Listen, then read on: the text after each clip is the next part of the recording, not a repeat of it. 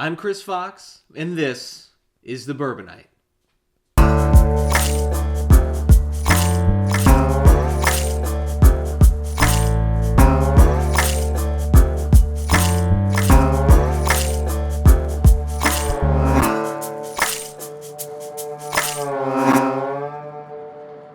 Does aging whiskey really matter?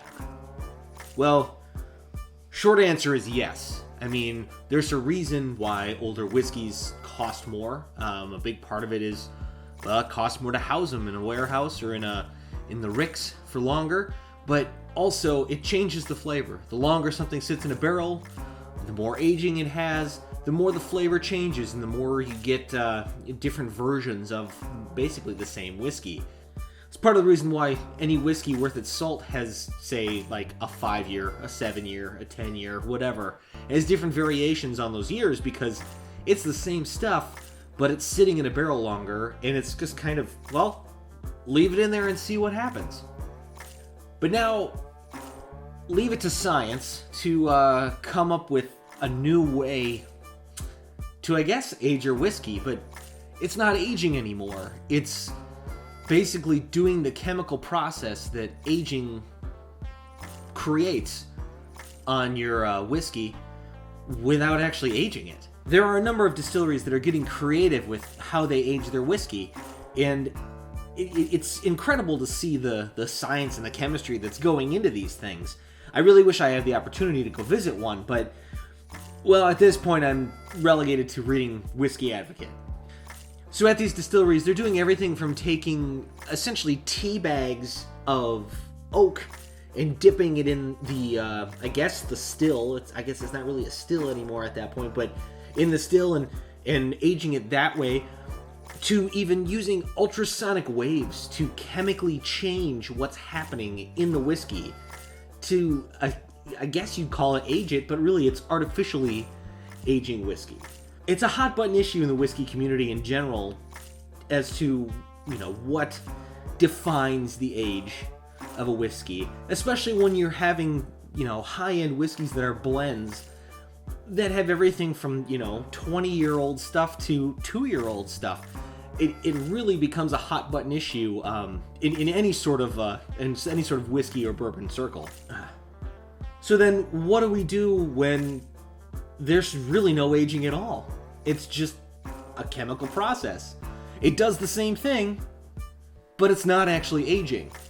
There is something odd about that. There's something that doesn't feel quite right about that, because I'm one of those people who, I was always bothered when I found out in movies that the scenes were fake.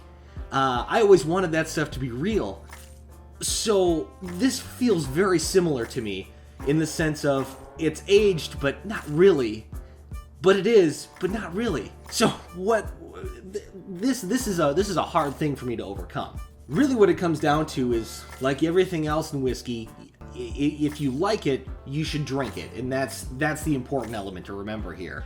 But what was really interesting is a quote from one of the distillers in the Whiskey Advocate article talking about this stuff. The guy said something along, and I'm paraphrasing, but something along the lines of, whiskey isn't whiskey because it was written into law. Now granted, if you're talking about scotch or bourbon or some other, bottled and bond type of thing, I mean, there's all sorts of laws that attach to it. What it is when a group of whiskey drinkers say, this is good stuff, it's now defined as good whiskey. Take that for what it is. So I don't know if you'll remember, but a little while back I started doing some of my own in-home aging, and I did a little bit of, I guess, close to the teabag style of aging with some oak spirals in my own bottle of White Dog whiskey.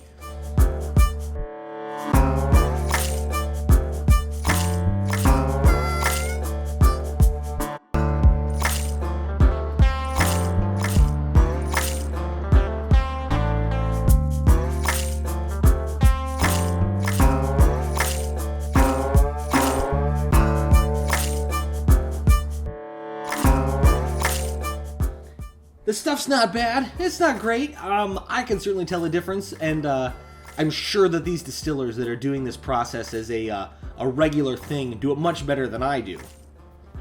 What's interesting about all this is they haven't really been able to do specific variations on the whiskey in general.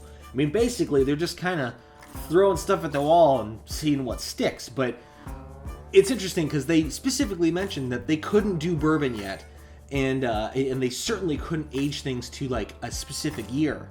So if you're looking for, say, a 5-year whiskey that's coming from the Buffalo Trace Distillery, they're not gonna be able to make that happen.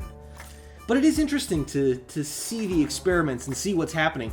And who knows? I mean, maybe it'll be a new era in whiskey, or maybe it'll just be a new way to experiment with some new formulas and then actually make the real stuff out of it.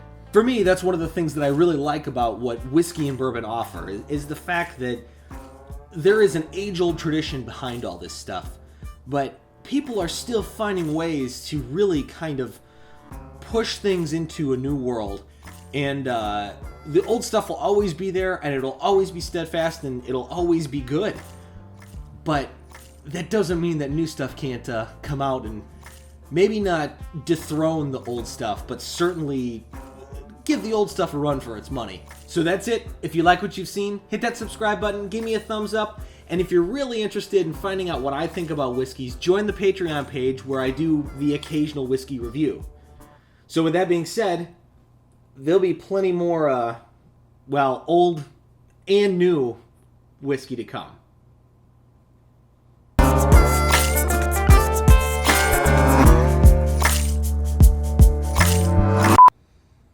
When people ask me what kind I like, I'm like, I don't even remember what I drank last night.